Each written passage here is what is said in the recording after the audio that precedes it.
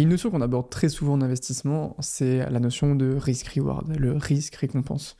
Quel risque je suis prêt à prendre pour espérer telle récompense?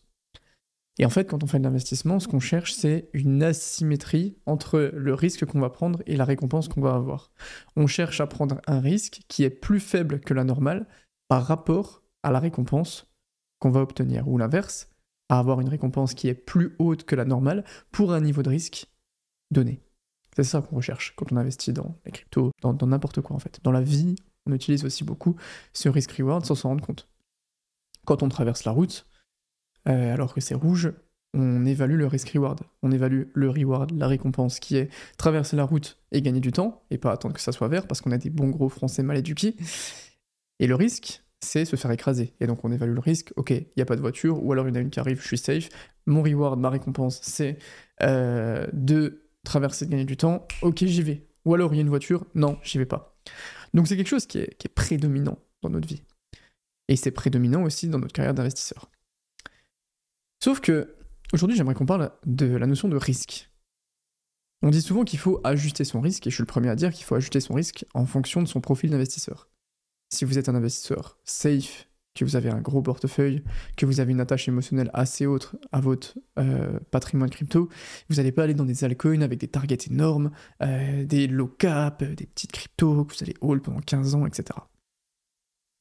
À l'inverse, si vous avez un profil où vous voulez maximiser le cycle, donc vous espérez des gros gains, vous allez augmenter votre niveau de risque parce que vous êtes conscient, normalement, que, bah oui, je prends plus de risques, mais par contre, la récompense peut être plus haute. Donc c'est un truc qui s'ajuste comme ça. Sauf que, en y réfléchissant, bah, je me suis rendu compte qu'il y avait plusieurs manières d'ajuster son risque. Ça veut dire quoi, prendre plus de risques, concrètement? Ça veut dire acheter des altcoins plus faibles, ça veut dire rester plus longtemps, ça veut dire mettre plus. Ça veut dire quoi concrètement? En fait, il y a 3 manières principales d'ajuster son niveau de risque. Et je pense que c'est très très très important de les connaître et de savoir quel levier on va activer en fonction de quelle situation pour optimiser son espérance de gain. Comment on ajuste son risque? La première manière, c'est dans sa sélection d'investissement, d'actifs. Si on est dans les crypto-monnaies, on sait déjà qu'on a un niveau de risque qui est plus haut que si on était normalement dans la bourse, même si dans la bourse, il y a cette réputation qui est normale, mais il y a des petites actions qui peuvent très très bien performer. Mais si on est dans les cryptos, on est normalement au courant que Bitcoin, Ethereum, ça bouge beaucoup, beaucoup plus que Apple, Nvidia, etc. Et si on est encore plus dans les cryptos, on va ajuster son niveau de risque en fonction des altcoins qu'on va sélectionner. Donc si je suis safe, si je dis ok, je veux m'exposer aux crypto-monnaies en prenant le moins de risques possible, je vais aller sur Bitcoin, parce que Bitcoin est beaucoup plus lourd et donc Bitcoin va moins tanguer. Par contre, si je sais que je veux diminuer mon risque, je vais aller sur des altcoins de plus en plus petites dans la courbe de risque. Donc, on peut ajuster son risque en fonction de la sélection d'alcool. La question que j'aimerais vous poser, c'est à l'instant T, en fonction de votre plan, je vous rappelle que c'est obligatoire d'avoir un plan, il y a d'autres podcasts où on parle de ça, en fonction de vos objectifs, est-ce que votre niveau de risque est aligné avec votre sélection d'alcool? Prenez les deux, prenez votre niveau de risque, indépendamment des altcoins que vous avez dans votre portefeuille, réfléchissez, dites-vous, ok, moi, j'ai 20 000 €, j'ai pas énormément d'attache à ça, je sais que mon objectif c'est de maximiser le cycle, mais bon, j'ai pas non plus envie de viser un x100 ou x0, je vise x3, x4, et j'aimerais, si possible, ne pas les perdre. Ok, ça c'est votre plan. Ça peut être très simple, je fais exprès de faire un truc très très simple parce que c'est juste une vision. Maintenant, vous regardez votre portefeuille. Ok, j'ai telle crypto-monnaie, tel market cap, tel crypto, tel crypto, tel crypto. Est-ce que mes deux notions, mon plan, mon allocation sont alignés? Ou alors est-ce qu'il y a quelque chose qui est décorrélé? Demandez-vous. Et ok, bon, j'ai des crypto-monnaies qui sont entre 500 millions et 1 milliard de market cap, parce que j'espère qu'elles vont fructifier, et ce sont des crypto-monnaies qui sont dans la zone parfaite de... Normalement, il y a quand même un bateau qui est assez lourd, je prends toujours cette métaphore du bateau parce que je la trouve intéressante, il y a toujours un bateau qui est assez lourd, mais qui peut quand même aller assez vite, parce qu'on est dans une zone où, ok, un fois 4 d'une crypto-monnaie à 500 millions de market cap, ça l'emmène à 2 milliards. 2 milliards, c'est quelque chose qui peut être cohérent dans le marché des cryptos. Ok, je suis aligné.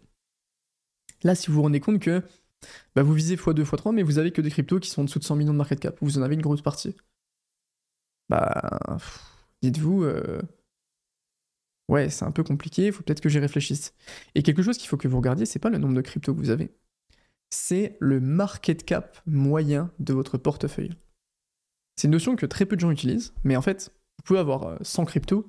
Si Bitcoin représente 70% de votre portefeuille, ben, vous allez avoir un bateau qui est quand même assez lourd, parce que vous avez beaucoup de Bitcoin. Et les 30 derniers pourcents, c'est vous qui avez choisi.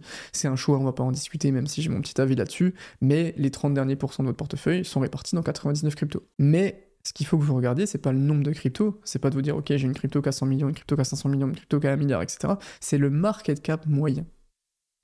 Si vous avez un market cap moyen qui est entre 100 et 500 millions, normalement, vous n'êtes pas censé viser x2, x3. Vous devez viser plus. S'il y a quelque chose qui est mal aligné, si vous vous rendez compte que en fait, bah, vous avez un portefeuille qui est entre 100 et 500 millions de market cap moyen et que bah, vous visez que x2, c'est peut-être qu'il faut que vous fassiez une réallocation vers soit d'autres crypto-monnaies, soit des crypto-monnaies plus grosses de votre portefeuille pour qu'ils soient pondérés de manière plus importante. Regardez vraiment le market cap moyen de votre portefeuille. Si vous avez un market cap moyen qui est au-dessus de 5 milliards et que vous visez un x20 par exemple, bah c'est compliqué, parce que ça veut dire que le market cap moyen de votre portefeuille doit aller à 100 milliards. Vraiment, cette notion de market cap elle est très importante, parce que le market cap, c'est la quantité d'argent qu'il y a dans une crypto-monnaie, dans un marché. Et c'est pas mal de se représenter ça, parce qu'actuellement, le market cap moyen des cryptos est... Enfin, le market cap total des cryptos est de 3,5 billions. D'accord, donc 3500 milliards de dollars. Est-ce que le market cap moyen des cryptos peut faire x10 actuellement? Non, parce que ça l'emmènerait à 30 billions, et 30 billions, c'est beaucoup trop, c'est 10 fois Apple. Je sais que c'est toujours compliqué de comparer l'ensemble, mais ça permet quand même de se mettre une échelle. Donc non, est-ce qu'il peut faire x2? Éventuellement. Le ratio, en général, il est de 1,81 par rapport au dernier cycle. Donc théoriquement, ça nous amènerait à un market cap des crypto-monnaies entre 5 et 7 billions de dollars. Bref. Donc pour ajuster votre risque, votre sélection de crypto-monnaies et votre market cap moyen, c'est un truc qui est très important. Ensuite, il y a une autre façon d'ajuster son risque, c'est dans sa prise de profit. La première chose, c'est qu'on peut avoir une crypto-monnaie qui est jugée safe, Ethereum par exemple, qui est dans les crypto-monnaies les plus safe du marché des cryptos, ok, mais vous pouvez largement faire varier le risque, même avec ce type de crypto, en fonction des targets de prix que vous mettez. Ethereum, il est à 4000 dollars aujourd'hui. Si j'ai des targets de prix qui sont premier palier 10 000, deuxième palier 15 000, troisième palier 20 000, bah, même si Ethereum n'est pas considéré comme risqué à l'intérieur du marché des cryptos, ma position sur Ethereum est risquée parce que mes targets de prix sont extrêmement hauts et je m'expose au risque que Ethereum n'atteigne pas ces différents paliers et que moi, dans ma position, je ne gagne pas d'argent.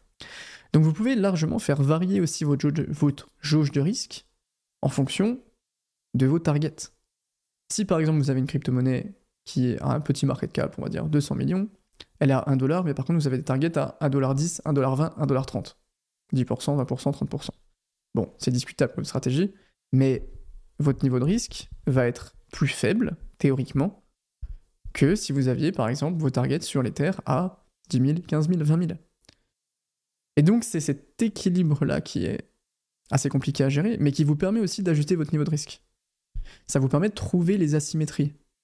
Par exemple, si vous trouvez que vous avez une crypto-monnaie qui est sous-capitalisée par rapport à ce qu'elle devrait être, elle est dans un marché de 5 milliards de dollars et elle en vaut 200 millions, par exemple, enfin de 50 milliards de dollars, on va dire, et elle vaut 200 millions, vous dites ok, elle peut largement aller à 1 milliard, bah vous prenez des targets un peu plus faibles et votre niveau de risque, il est cohérent. Mais il vous permet aussi de vous ajuster là-dessus. Donc, sa sélection d'alcool, c'est bien, mais c'est pas l'unique jauge de risque. Parce que il y a le marché et il y a notre position sur le marché. Et notre position sur le marché, il faut aussi réfléchir à, ok, comment sont ajustés mes targets de prix? Et là, il y a plusieurs façons de s'ajuster. Mais encore une fois, Quelqu'un qui vise x2 ou x3, je vois beaucoup trop ça en accompagnement. Je fais des accompagnements personnalisés de temps en temps pour les gens qui veulent challenger leur portefeuille, leur prise de profit, leur stratégie, etc. Je ne donne pas d'altcoin, d'accord? Mais je fais ça de temps en temps, vous pouvez m'envoyer un mail d'ailleurs, si jamais c'est quelque chose qui vous plairait, de 30 minutes ou 1 heure. Et souvent, je pose cette question, et je dis, ok, mais concrètement, tu vises, quel est ton plan? Et le mec, il va me dire, je vise x3. Ok. Il y a plusieurs façons de setup sa prise de profit, soit c'est un montant, soit c'est un multiple, peu importe. Il y a quelqu'un qui me dit, ok, j'ai 300 000, je vise x3, donc je sors tout à 900 000, c'est ma strat. Ok.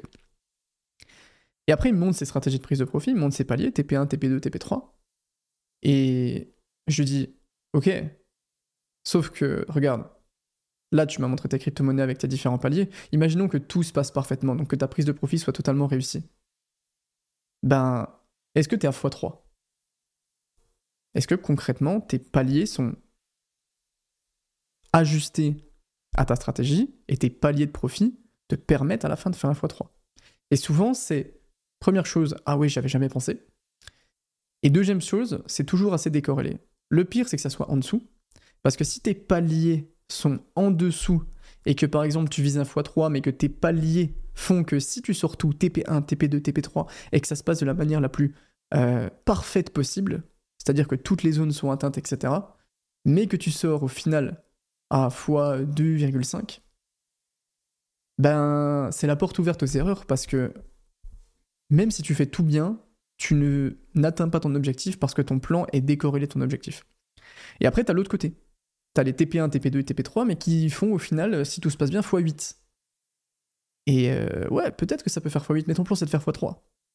Donc, qu'est-ce que tu fais? Est-ce que t'ajustes ton plan? Est-ce que tu descends tes paliers? Mais il y a un truc qui va pas. Ça dépend beaucoup des profils, comment est-ce que vous voulez faire, etc. Peu importe. Mais il y a un truc qui va pas. Donc, votre prise de profit et vos targets de prix doivent être alignés avec votre stratégie. Mais elles vous permettent aussi d'ajuster votre risque. Vous pouvez sélectionner soit des grosses crypto-monnaies, mais mettre des targets qui sont ambitieuses.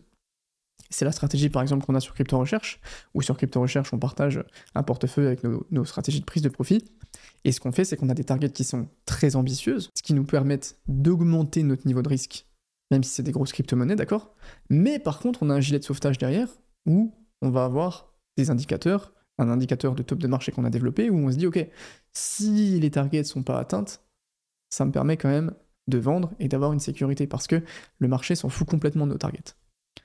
Mais ça nous permet d'ajuster notre niveau de risque. Donc il y a deux façons de faire. Soit vous prenez des petites crypto-monnaies et si vous voulez diminuer votre risque, vous diminuez vos targets de prise de profit. Soit vous prenez des grosses crypto-monnaies et si vous voulez augmenter votre risque, vous mettez des targets un petit peu plus hautes. Il y a plusieurs façons de s'ajuster. Ça dépend beaucoup de votre profil.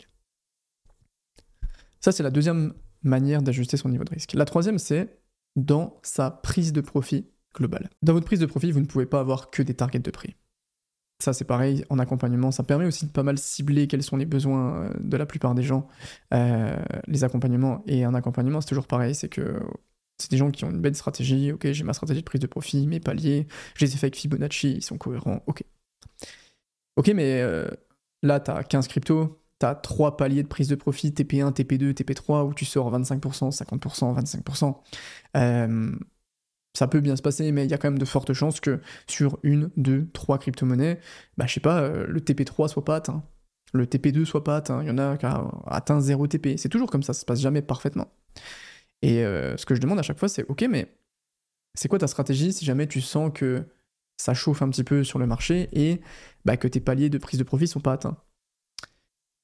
Et bah, souvent, il y a un petit moment de flou dans la stratégie, et ça met en lumière le fait que avoir des paliers de prise de profit, c'est intéressant, mais par contre, il faut toujours les coupler avec une chose qui est, si ça surchauffe sur le marché et que je sens que mes paliers ne sont pas atteints, je dois sortir. Pourquoi? Parce qu'il y a une asymétrie inverse qui est en train de se créer de risk-reward, où le risque de rester sur le marché est trop haut par rapport à juste la récompense qu'on peut avoir, parce qu'on peut avoir un crash très rapidement. Et donc une manière d'ajuster son niveau de risque, la troisième manière d'ajuster son niveau de risque, on a vu qu'il y avait la sélection d'altcoins, il y avait les targets de prix, et il y a aussi comment est-ce qu'on va sortir définitivement du marché pour ce cycle, et en fonction de quelle data. Est-ce qu'on va vouloir se mettre le plus proche possible du bord de la falaise pour aller chercher, je sais pas, les champignons magiques qui sont au bord de la falaise et du coup se pencher pour les avoir, quitte à essayer à un moment à tomber parce qu'on est trop près du bord, ou est-ce que on va se contenter de dire non, les champignons magiques là, enfin ça fait bizarre, champignons magiques, les champignons hyper chers que je pourrais revendre mais qui sont trop proches de la falaise, on va pas les prendre parce que c'est trop risqué. C'est un peu sa manière de s'ajuster. Si on dit ok, moi je joue le cycle, je vais aller tout en haut, je vais vraiment extraire le maximum du marché des cryptos, ok. Mais par contre, il faut être à l'aise avec le fait que potentiellement, on va aller trop près de la falaise et on va tomber. Et là, par contre, on se mange la redescente. Ou alors on se dit, ok, j'ai pas besoin, je veux atteindre mes targets tranquillement. Si mes targets sont pas atteintes, j'ai envie de sortir plus tôt que plus tard, ou plus tôt que potentiellement trop tard, parce que j'estime que le jeu n'en vaut pas la chandelle. C'est aussi cet équilibre qu'il faut réussir à gérer. C'est que, encore plus si vous êtes débutant, vous avez de fortes chances de vous faire avoir et d'être trop optimiste sur votre capacité à aller chercher le top du cycle.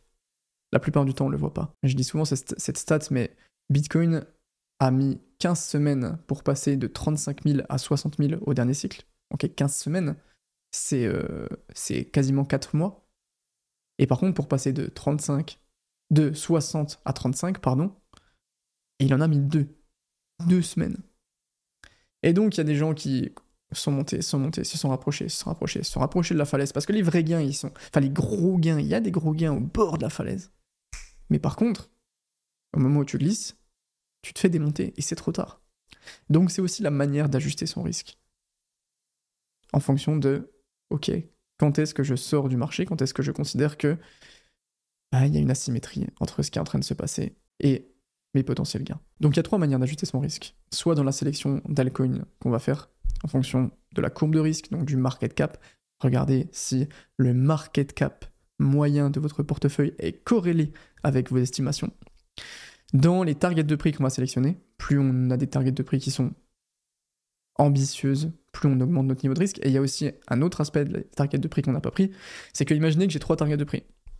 Bitcoin à 110 000, je sors une partie, à 120 000, je sors une partie, à 130 000, je sors une partie. Dans les targets de prix, une façon de s'ajuster aussi, c'est le pourcentage qu'on va sortir. Si je sors 10% à 110 000, 10% à 120 000, 80% à 130 000, j'ai un niveau de risque qui est beaucoup plus haut que si je sors 80% à 110 000, 10% à 120 000, 10% à 130 000. Donc c'est aussi dans les pourcentages qu'on va sortir. Et dans sa prise de profit finale, si on sent que nos targets de prix ne seront pas atteintes, que ça commence à surchauffer, quel risque je suis prêt à prendre pour continuer d'aller chercher les derniers gains en fonction de la potentielle récompense. Donc comment on trouve cet équilibre parfait ?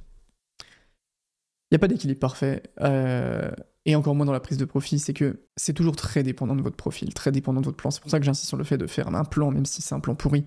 C'est que vous devez comprendre que le plan du mec sur YouTube, mon plan, et ma stratégie, et mon niveau de risque ne s'adaptent pas au vôtre. Et le vôtre ne s'adapte pas au mien, et peu importe. C'est très, très, très personnel. C'est pour ça que c'est très compliqué, et en fait, ça serait vraiment une erreur de vous dire de faire ça, ça, ça, parce que, ouais, peut-être que pour certaines personnes qui vont écouter, ça va marcher, mais pour le gars qui a fait un crédit de 300 000 et qui ne peut surtout pas se permettre de perdre ces 300 000, mais qui veut faire un minimum, enfin, un peu de gain en prenant le minimum de risque, bah ça va être compliqué. C'est pour ça que je ne donne pas non plus trop de précision là-dessus. Mais c'est très dépendant de votre profil. Pour ça, il faut vous poser les bonnes questions. Il y a 3 questions que vous devez vous poser qui vont vous aider un petit peu à ajuster votre niveau de risque. Est-ce que je suis à l'aise avec la volatilité ? Est-ce que, quand mon portefeuille perd 40% quand il y a des gros crashs, comment je me sens ? Est-ce que j'ai envie ou est-ce que j'ai pas envie ? J'ai quand même envie d'avoir une ligne. Si vous vous sentez pas à l'aise avec la volatilité, ça veut dire que vous ne devez pas prendre trop de risques dans la sélection de vos crypto-monnaies et vous ne devez pas sélectionner des trop petites altcoins. Parce que les altcoins peuvent monter de 50 centimes à 1 dollar en une journée et de redescendre de 1 dollar à 40 centimes la journée d'après. Et donc ça fait des tsunamis dans votre portefeuille qui peuvent ne pas être agréables. C'est votre profil, encore une fois. Deuxième question, est-ce que je suis à l'aise avec le fait de prendre le risque de subir la redescente? Souvent, surtout si vous avez des altcoins, il y a beaucoup de gains qui se font à la toute fin du bull run. En général, l'ATH du market cap des altcoins se fait après, un tout petit peu après, quelques jours, l'ATH de Bitcoin. Sauf qu'à l'époque, à ce moment-là, on ne sait pas que c'est l'ATH de Bitcoin, on ne sait pas que c'est l'ATH des altcoins. Mais tout ça pour dire que les gros gains se font à cette période-là. Mais est-ce que vous êtes à l'aise avec le fait de prendre le risque d'aller chercher les champignons, mais vous pouvez glisser, vous pouvez tomber? Ça dépend de votre relation avec votre portefeuille, ça dépend de beaucoup de choses.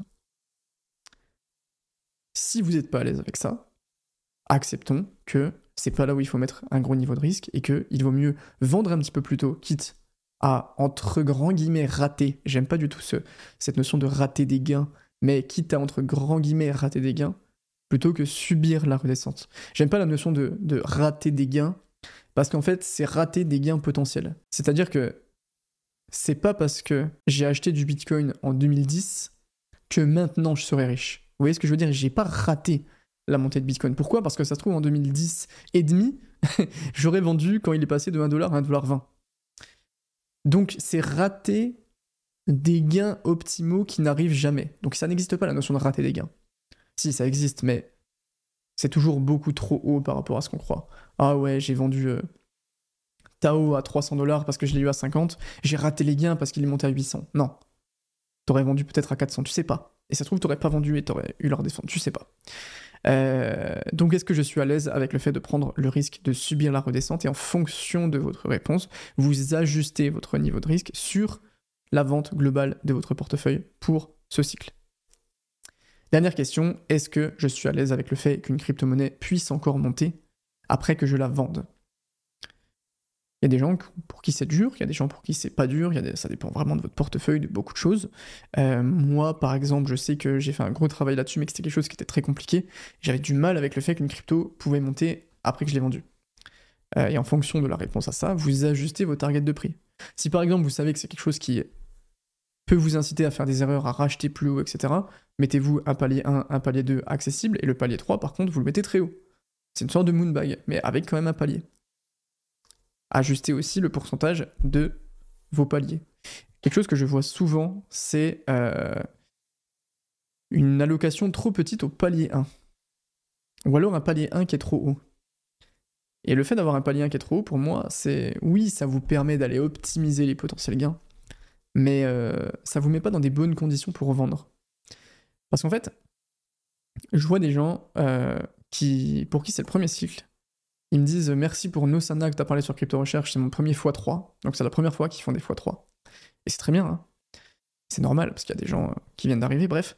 Et par contre, ils me montrent leur palier de prise de profit. Ils me disent ok, mon palier 1, c'est à partir de maintenant à x5. Mon palier 2, c'est à x7. Mon palier 3, c'est à x9.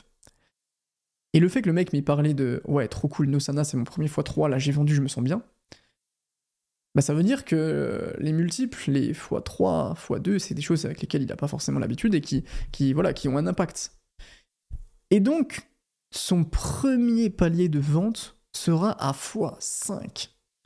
C'est dur à gérer. Vous voyez ce que je veux dire? Et son deuxième sera à x7, des multiples qu'il n'a pas du tout l'habitude de gérer. Et encore une fois, c'est la porte ouverte aux erreurs. Donc, faites attention avec ça. Mettez vos paliers un petit peu plus bas si jamais vous sentez que vous n'êtes pas à l'aise avec les multiples. Et je pense que par exemple, si vous n'avez jamais fait de x3, votre premier palier ne devrait pas être au-dessus de x3. Parce que oui, il y a le potentiel que peut faire la crypto-monnaie, et il y a votre gestion de cette hausse. Donc est-ce que je suis à l'aise avec le fait qu'une crypto puisse encore monter après que je la vende? Et posez-vous les questions aussi de votre relation par rapport aux différents multiples pour rajuster votre niveau de risque. Très important de comprendre comment on ajuste son niveau de risque. C'est pas simplement dans les altcoins qu'on sélectionne, c'est dans les altcoins qu'on sélectionne, dans les targets qu'on met en place et dans sa prise de profit globale. Essayez d'ajuster un petit peu tout ça en fonction des informations que je vous ai données. Et normalement, vous allez avoir une très bonne gestion de votre risque et une très bonne compréhension de votre stratégie en fonction du marché. Merci beaucoup. Bon après-midi à tous.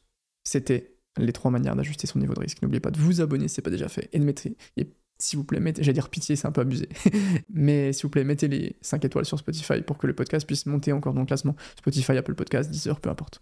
Merci beaucoup, c'était Lovig, ciao les potes.